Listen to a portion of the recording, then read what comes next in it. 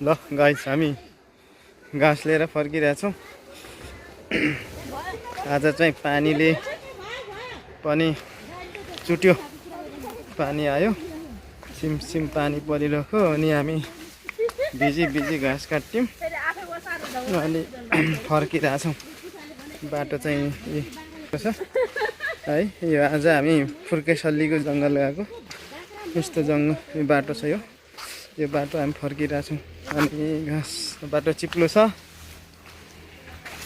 है, यो पछाडि छन् कोही, पछाडि आउँदैछन् आज हामी है, पछाडिहरू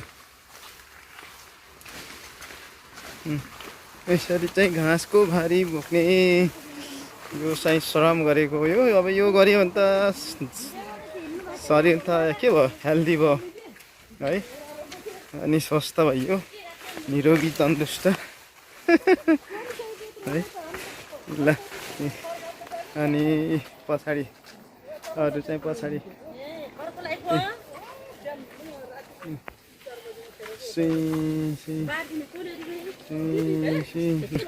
ल जाऊ म भिडियो गराइदिन्छु कालीबुढी।